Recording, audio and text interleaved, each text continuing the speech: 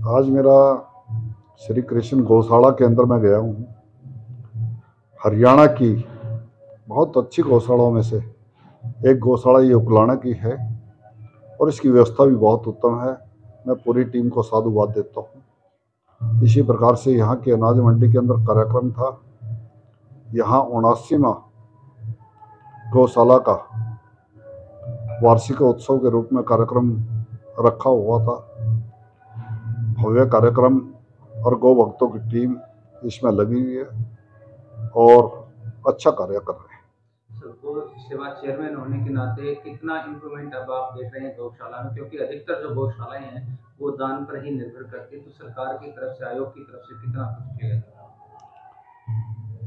समाज का कार्य समाज ही कर रहा है। सरकार उसमें एक सहयोग दे रही है और प्रेरित कर रही है कि आधुनिक विज्ञान के रूप में अपने शास्त्रों ने जो बताया उस तरह से गौ माता की सेवा कैसे करें, गौ उत्पाद कैसे बनाए, गौ माता को पुनः धरती माता के लिए उपयोगी कैसे खड़े करें, जो हम भूल गए हैं, उसके लिए सरकार पूरा सहयोग कर रही है।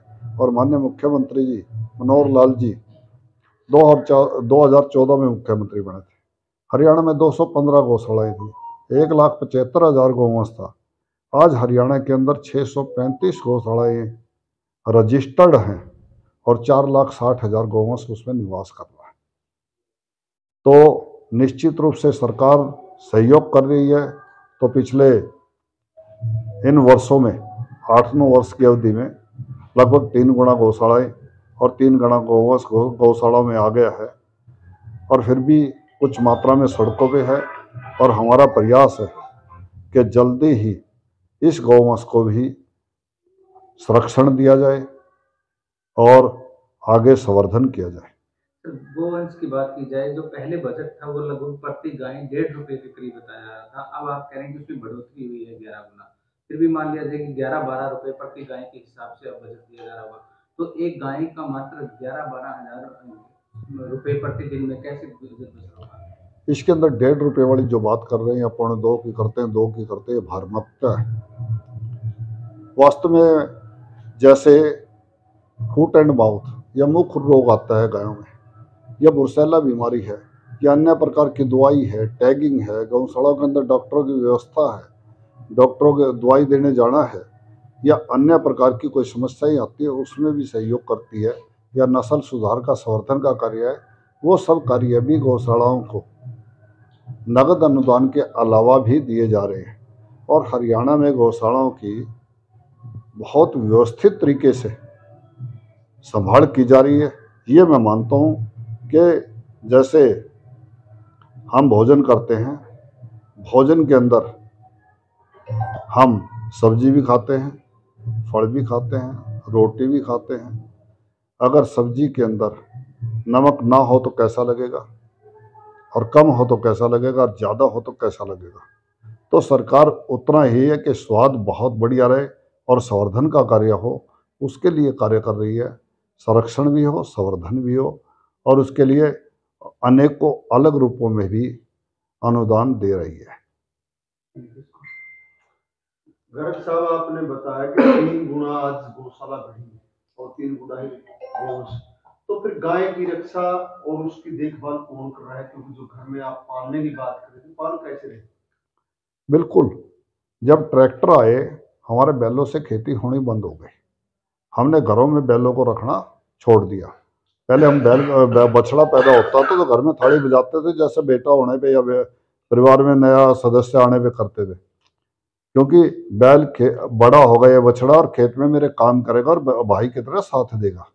परंतु ट्रैक्टर आने पे वो बंद हो गया। इसी प्रकार से विदेशी हम पशु ले आए और देसी गौवंश का जो संवर्धन का कार्य हमारा पीढ़ियों से चलता था वो रुक गया। तो गौ माता को हमने, विदेशी ने तो यहाँ की जलवायु अनुकूल नहीं थी, यहाँ का भूगोल उसके लिए नहीं था, और इसी प्रकार की व्यवस्थाएं नहीं थी, वो ध्यान नहीं किया गया। और उसका परिणाम यह हुआ कि गौ माता मतलब यह है कि विदेशी पशु के साथ साथ देसी गौ माता भी सड़क पर आ गई और लोगों को आर्थिक रूप से लाभ नहीं दिखाई दिया, संवर्धन का कार्य नहीं हुआ। हम उसी पे प्रयास कर रहे हैं। हिंदवान गांव है हिसार में, आपके ज़िले में है, उसमें 400 घर है, 600 गौवंश सड़कों से लेके उन्होंने अपने घरों में पड़ा है। आप जाके देखिए। आपने बात की अभी गौपालन की, तो आप भी गौ सेवा से जुड़े रहे हैं क्या? आप भी अपने घर में देसी गाय पालते हैं? बिल्कुल, मेरे घर में देसी गाय का दूध आता है।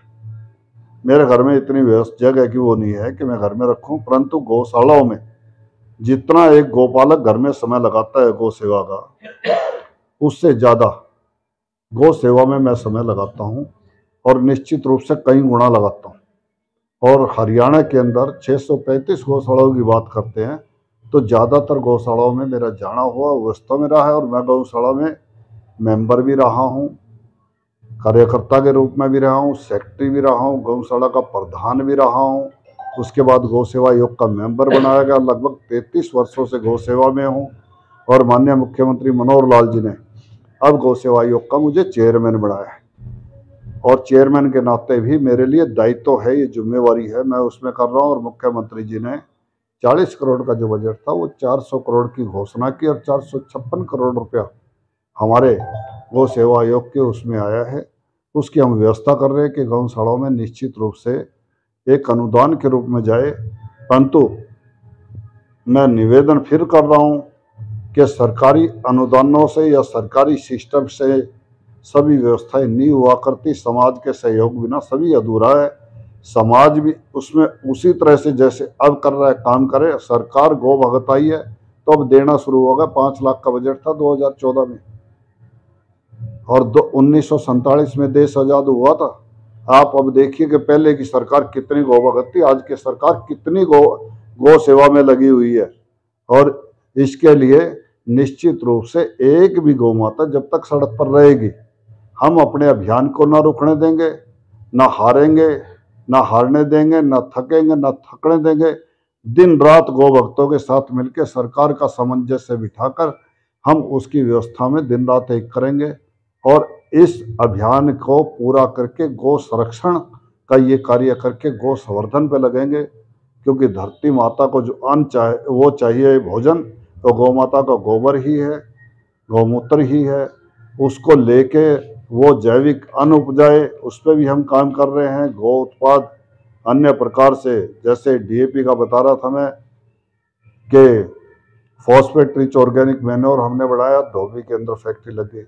पेंट प्लांट हरियाणा के अंदर पिंजौर गौशाला में लग गया है, और आपके फरीदाबाद में लग गया। 500 बेड के हॉस्पिटल में पेंट हुआ, और आपके जहां हम बैठे इससे भी बढ़िया पेंट है गौ माता के गोबर का।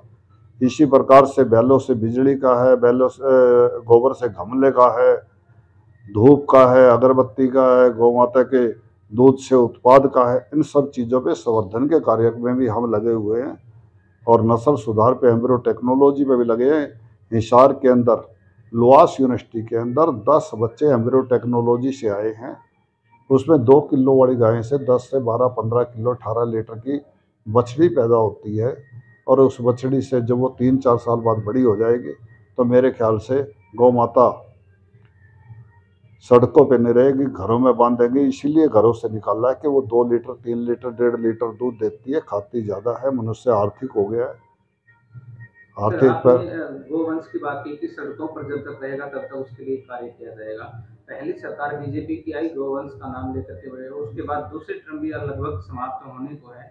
9 साल के करीब का समय हो गया, और कितना क्राइटेरिया इतना चाहिए कि गोवंश को गौशाला में रखा जा सके? कितना समय और निर्धारित? मैं मानता हूँ कि लगभग 1 साल के बाद ये समय जरूर आएगा कि एक भी गौ माता सड़क पे नहीं होनी चाहिए। तो क्या जो मुझे लगता है फिर 2024 का चुनाव भी इसी मुद्दे पे लड़ा जा सकता है? ऐसा है हमारे लिए सेवा विषय, आपके लिए चुनाव का मुद्दे विषय। नहीं सर, 1 साल का समय कहा आपने, तो हो सकता है कि 2024 का भी यही मान लिया जाए, क्योंकि 2014 में एक बड़ा मुद्दा ये रहा। नहीं, बिल्कुल मुद्दा रहा, और मुद्दे के अनुसार हमने काम भी किया, और काम का परिणाम भी है। पहले चर्चा नहीं होती थी, गौ तस्करी होती थी, और गाय कट जाती थी, और लोगों को पता भी नहीं लगता था। हम गौ तस्करों को भी रोक रहे हैं, गौ माता की सेवा भी कर रहे हैं, नई गौशाला भी खोल रहे हैं। अभी पंचकुला में आप जाके देखिए, गौ तस्करी पे बहुत बड़ी लगाम लगी है, और निश्चित रूप से प्रशासन भी उस पर सक्रिय है, गौ भगत भी सक्रिय हैं, और निश्चित रूप से गौ सेवा आयोग में महत्वपूर्ण भूमिका निभा रहे हैं। तस्करी हुई थी, तो उसके बारे में आप क्या कहेंगे, कोई कार्रवाई हुई है?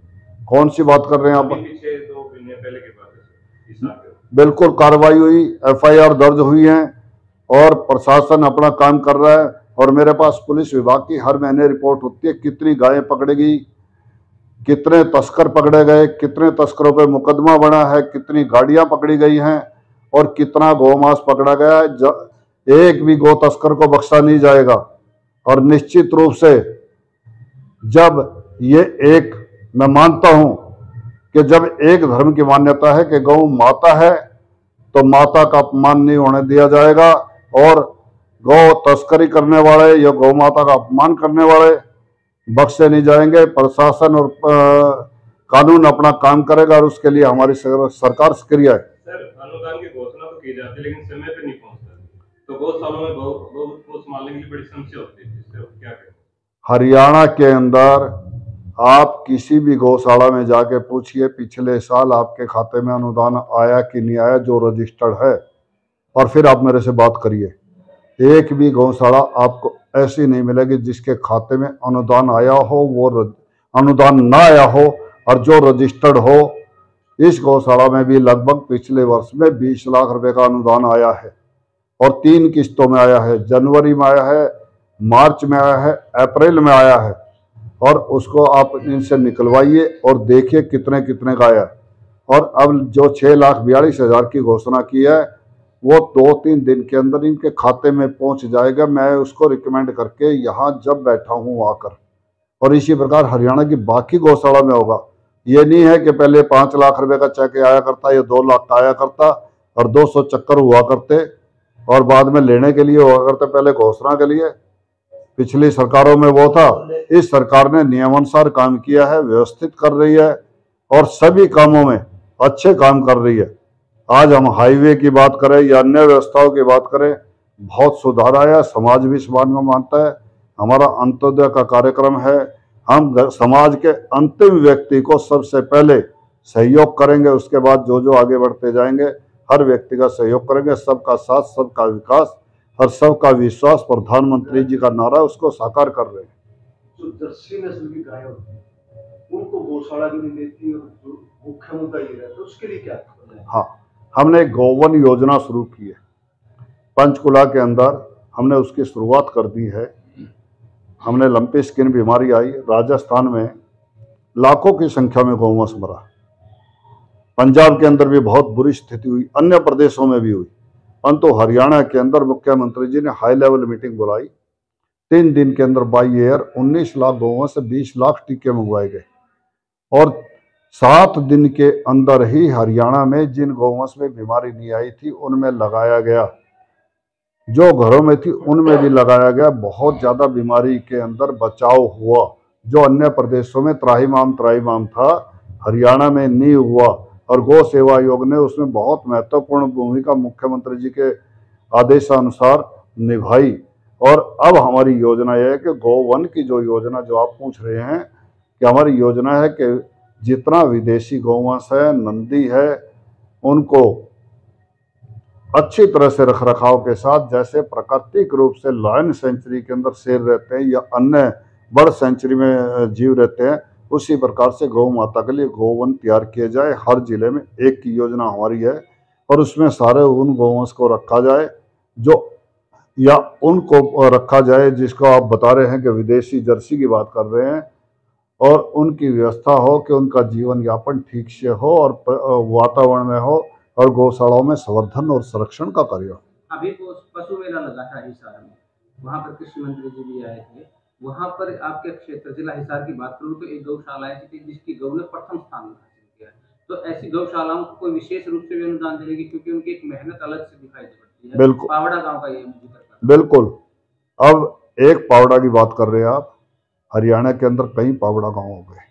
किसी गौशाला का सांड फर्स्ट आ रहा है, किसी गौशाला की गायें फर्स्ट आ रही है, और निश्चित रूप से आगे जो संवर्धन के कार्य की बात कर रहे हैं उसमें नस्ल सुधार भी आता है, गौ उत्पाद भी आते हैं और गोबर से खाद का भी आता है।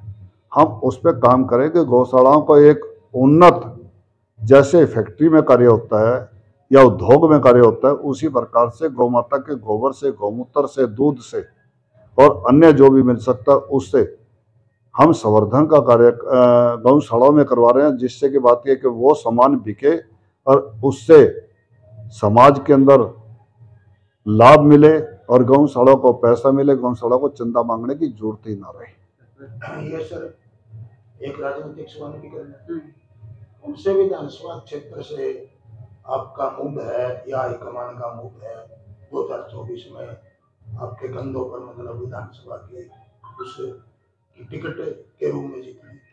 मैंने आज तक ना टिकट मांगी है, ना टिकट अब के मांगता, 2024 के अंदर भी नहीं मांगता, ना चुनाव लड़ता, जब तक एक भी गौ माता सड़क पर है। केवल और कोई काम नहीं, गौ माता की सेवा। मांगने का तो मैं ही नहीं पूछा, मैं कह रहा हूँ अगर हाईकमान आपके कंधों पर जिम्मेदारी डाल दे, वो हाईकमान को सोचने का काम है, मेरा काम गौ माता की सेवा है।